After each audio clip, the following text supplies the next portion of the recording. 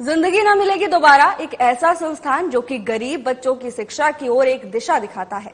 जी हां, राजधानी रायपुर में रहने वाली सुषमा तिवारी एक ऐसी महिला हैं जिन्होंने 2016 में इसकी शुरुआत की थी। सुषमा तिवारी से खास चर्चा की संवाददाता करिश्मा सोनी ने, जिसमें उन्होंने बताया कि जब वो गरीब बच्चों को सड़क पर भीख मांगते भटकते हुए देखती थी तो उन्हें काफी ज्यादा बुरा लगता था, जिसके चलते उन्होंने इस संस्थान को शुरू करने के बारे में सोचा।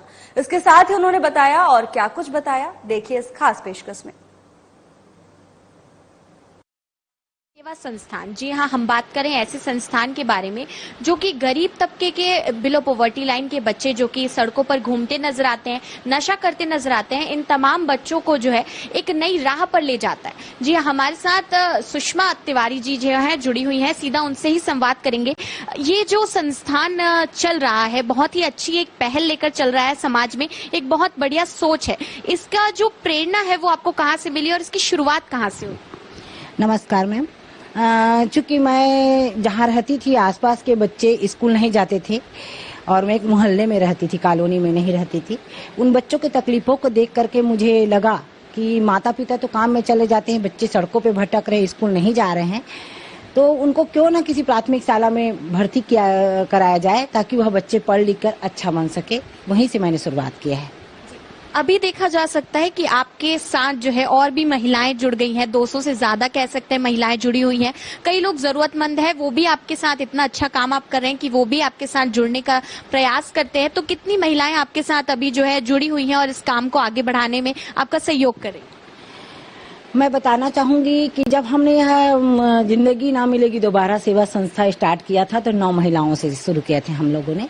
उसके बाद महिलाओं को मेरे विचार से को सुनकर उनको इतना अच्छा लगा कि खुद ब खुद आज मेरे पास 225 महिलाएं हैं और हम समाज सेवा के हर क्षेत्र में काम करते हैं। हमारे ग्रुप की महिलाएं सरकार से कोई डोनेशन नहीं लेते हैं, कोई ज़रूरतमंद है उनकी हम ज़रूरतें को अपने आपस की ही महिलाएं कुछ पैसे इकट्ठा करके जिसको जितना बन पड़े उनकी ज़रूरतें पूरी करते हैं।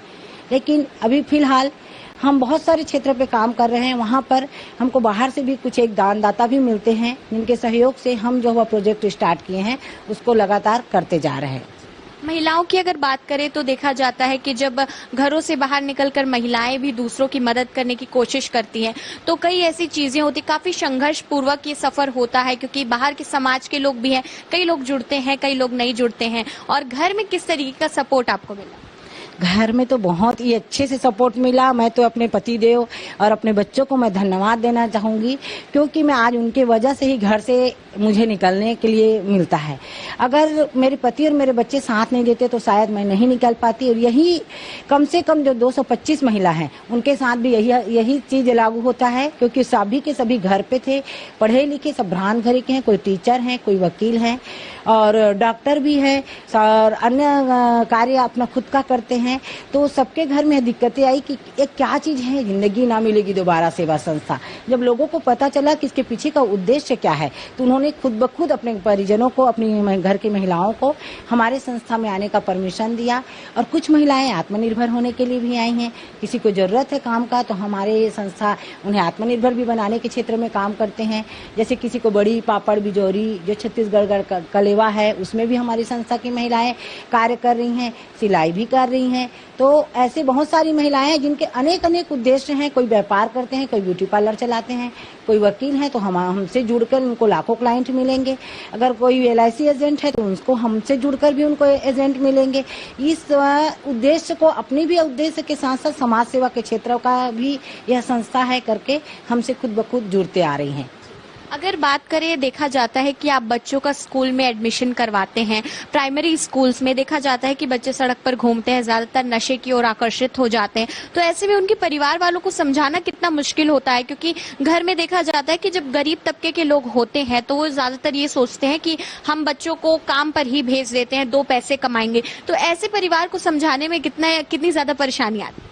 बहुत परेशानी आई मैम, आपने बहुत सही सवाल किया। क्योंकि 2004 से हम स्लम एरिया के बच्चे जो सड़कों पे घूमते थे उसके लिए काम करना स्टार्ट किया था। जो बच्चे या तो स्याला तागी होते थे या कहीं अपने मम्मी पापा के कारण कहीं कोई छोटी मोटी दुकानों में काम करते थे। 2-4 पैसा मिलने के बाद बच्चे नशे में डूबे रहते थे। हमको पता नहीं होता था उस टाइम एक सोल्यूशन नाम का नशा आता था, जिसके छोटे छोटे बच्चे पुराने कपड़े लेकर के नाक में सूंघते हुए वह नशा से डूबे रहते थे और स्कूल नहीं जाते थे। मम्मी पापा तो काम में चले गए, बच्चों को स्कूल भेजे तो बच्चे बस्ता लेके ही रास्ते में भटके पड़े रहते थे। हमें जब जानकारी मिली तो उनके मम्मी पापा को समझाया गया कि आप काम पे चले जाते हो, आप कम खाइए, आप अपने बच्चों को काम में नहीं ले जा सकते। 10 से 14 साल के बच्चा काम करेगा तो बाल श्रम अपराध के अंदर आता है। यह एक पहली प्राथमिकता है। सेकेंड, आपका बच्चा पढ़ लिख लेगा तो अपने भविष्य का निर्णय तो कुछ तो कर पाएगा, और आप काम में चले जाएंगे तो आपके पीछे आप बच्चे को स्कूल में सेफ छोड़ के आइए। आप नहीं आते तो हम स्कूल में छोड़ के आते हैं तो आपके बच्चे भी सुरक्षित रहेंगे। और आज के बच्चे जब पढ़ेंगे तभी तो पढ़ेंगे। आप किसी परिस्थिति बस नहीं पढ़ पाए, लेकिन आप अपने बच्चों को नशे के बचाने के लिए, अच्छी शिक्षा प्राप्त करने के लिए, अच्छी अपनी उज्जवल भविष्य बनाने के लिए शिक्षा में जरूर उन्हें प्रेरित भेजिए। और हम किसी प्राथमिक शाला में जा करके हम उन बच्चों को एडमिशन कराते थे। स्वास्थ्य उपकरणों की बात करें तो देखा जाता है कि आपके संस्थान से जो महिलाएं जुड़ती हैं वो देखा जाता है निशुल्क जो व्हील चेयर्स होती हैं या फिर कई ऐसी चीजें होती है, वैसाखी वगैरह भी, वो भी आप वितरित करते हैं, तो उसके बारे में कुछ बताइए।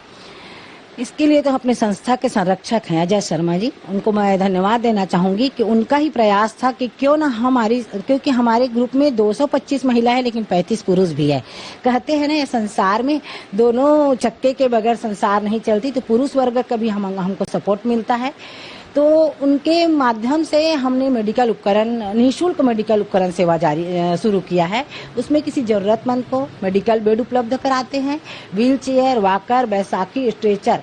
कुछ तो हम अपने आपस में पैसा इकट्ठा करके खरीदे हैं कोई उपकरण, और कुछ पैसे जैसे हमने सोशल मीडिया में पोस्ट करते गए, हम यह सेवा कार्य करते हैं तो हमको निःशुल्क जो सोशल मीडिया में दान दाता है वो स्वयं से स्वेच्छा से अपने परिजनों के स्मृति में, क्योंकि हम पितृ माह में शुरू किए थे मेडिकल उपकरण सेवा, वह निःशुल्क अपने परिजनों के स्मृति में हमें कुछ पैसे मेडिकल बेड देते हैं या कोई पैसे डोनेट करते हैं व्हील चेयर के लिए, वॉकर के लिए।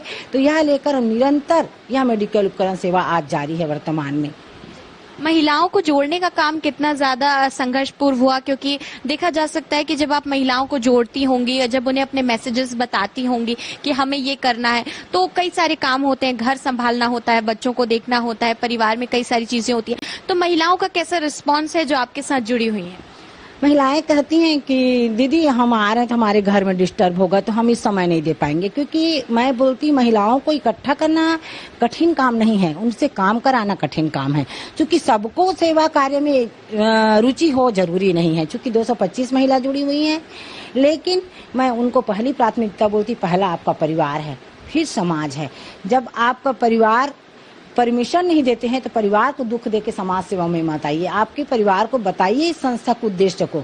अगर उनको लगता है कि संस्था का उद्देश्य बहुत अच्छा है, क्योंकि मैं संस्थापक अध्यक्ष हूँ, तो मैं अपने घर में मेरे पति, मेरे बच्चे आज मुझे सपोर्ट किए हैं, तब कहीं मैं निकल पाती हूँ और घर की जिम्मेदारी को पूरी करती हूँ, तब मैं जाती हूँ। और आने के बाद भी मैं अपने घर की जिम्मेदारी पूरी करती हूँ। घर में मैं खाना बनाने वाली बाई नहीं रखी हूँ, लेकिन मैं अपनी जिम्मेदारी बखूबी पूरा करती हूँ। यही उनके महिला के परिजनों को भी, मैं कई ऐसे परिजन हुए हैं जिनके घर मुझे जाके समझाना पड़ा है, तो उनको समझा करके आज महिलाएं अब खुद ब खुद, उनके पति भी जुड़ रहे हैं।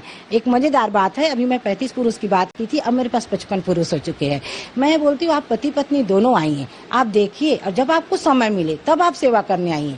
प्राथमिकता आपका परिवार है, बाद में समाज सेवा है। अब तक कितने बच्चों को जो है आपने स्कूल में दाखिला दिला दिया? लगभग 2004 से लेकर अभी तक 500 बच्चे हैं जिनका, लेकिन हम उस समय सोच नहीं पाए थे कि रिकॉर्ड मेंटेन करना चाहिए। क्योंकि 2016 में हमने स्वतः जब यह संस्था संगठित किए हैं तब समझ में आया है, तब से लेकर अभी तक लगभग 500 से अधिक बच्चे हमारे किसी न किसी प्राथमिक शाला में शहर के अनेक क्षेत्रों में पढ़ रहे हैं। आखिरी और अहम सवाल, ये जो आपका संस्थान है वो जो है कहा जा सकता है कि बहुत ही अच्छा काम कर रहा है, तो जनता को क्या कुछ संदेश देना चाहेंगे? जिंदगी ना मिलेगी दोबारा, जैसे कि नाम से ही परिभाषित होता है कि आपने मनुष्य जब जन्म लिया है तो आपके यह जन्म डबल नहीं आने वाला है। इसलिए अपने मनुष्य जन्म को सार्थक करते हुए आप समाज सेवा में ऐसा काम करिए ताकि लोग आपके जाने के बाद याद करें कि वास्तव में यह एक टीम थी, उन्हें काफ़ी अच्छे से काम किया है। मैं 1 मिनट और समय लेना चाहूँगी आपका जी। हम गौ सेवा भी करते हैं, हमारी संस्था निरंतर गौ सेवा करती हैं खुले मैदानों में, क्योंकि मनुष्य को देने वाले बहुत हैं, मूक पशुओं को देने वाले कम हैं। तो हम लोगों ने अपने संस्था के माध्यम से खुले मैदानों में कोटना लगा कर रखे हैं और वहाँ पर अपने किसी परिजन के जन्मदिन में, वैवाहिक वर्षगांठ में और मृत परिजनों की स्मृति में भी हम नियमित पैरा कुट्टी, गेहूं कुट्टी, चोकर, तिवरा फल्ला का उन्हें सेवा दिया जाता है, भोजन कराया जाता है, गौग्रास कहते हैं। और एक हमारी संस्था बहुत अच्छा काम करी है कि एक महिला थी जिसकी खुद के मन बुद्धि 5 बच्चे थे उस महिला के, 2 बच्ची मन बुद्धि थी, 3 बच्चे सामान्य थे। मन बुद्धि बच्ची के साथ उसके पिता ने दुष्कृत्य किया घर पे, कब से कर रहा था, माँ को भी नहीं पता था, माँ काम में जा रही थी। जब पता चला तो आज उसके पति जेल में हैं और 4 बच्चे सड़कों पे रोड में घूमते थे, भीख मांगते थे, क्योंकि माँ काम पे चले जाती थी, पिता जेल में है। तो मेरी जानकारी में आने पर उस महिला के 4 बच्चों में से 3 बच्चों को मैंने अनाथ आश्रम में रखवाया है, 1 बच्ची को उसके किसी परिजन के घर रखकर माँ को आत्मनिर्भर बनाने के लिए एक फल की दुकान में काम पे लगाया है। और संस्था बहुत सारी और भी काम करती है। कैंसर पीड़ित बच्चे हैं, जैसे 3-4 बच्चे, उनके इलाज के लिए भी आपस में हम सब बहनें पैसा जुटा करके बाहर से अपील करके बच्चे के इलाज में करीब 2 लाख 2.5 लाख रुपए तक हम लोगों ने मेहनत उनका मदद किया है। और एक पेरेंट्स अभी कुछ दिन पहले ख़त्म हो गए, उसके 3 बच्चे थे, तो 3 बच्चे में से उसके 3 बच्चों को, 2 बेटियों को तो स्कूल संचालक से निवेदन करके निःशुल्क शिक्षा के लिए उनके निवेदन किया और 1 बच्चे का फीस हमारी संस्था के माध्यम से ही 8वीं तक का कट रहा है। इस क्षेत्र में ही हमारी संस्था निरंतर काम कर रही है। तो ये थी हमारे साथ सुषमा तिवारी जी, जिन्होंने बताया कि किस तरीके से इनका संस्थान बहुत ही अच्छा काम रायपुर राजधानी में कर रहा है और रायपुर राजधानी की जनता को सुविधापूर्ण जनक जितनी भी चीजें हैं उन्हें यहाँ पर प्रोवाइड करता नजर आता है। बात करते हैं बच्चों की, तो देखा जाता है कि सड़क पर सूखा नशा करने वाले बच्चे सबसे ज्यादा घूमते हैं और देखा जाता है कि परिवार से कहीं ना कहीं कटते जाते हैं और आपराधिक मामलों पर भी वो कहीं ना कहीं आकर्षित होते हैं। तो इन सभी चीजों को रोकथाम के लिए देख सकते हैं बहुत ही अच्छा कदम है, जिसमें 500 से ज्यादा छोटे बच्चों को प्राइमरी स्कूलों में देखा जाता है कि इनकी संस्थान एडमिशन दिला चुकी है और आगे भी इस तरीके का कार्य जो है वो चल रहा है। कैमरामैन नरेश राव के साथ करिश्मा सोनी, साधना प्लस न्यूज, छत्तीसगढ़।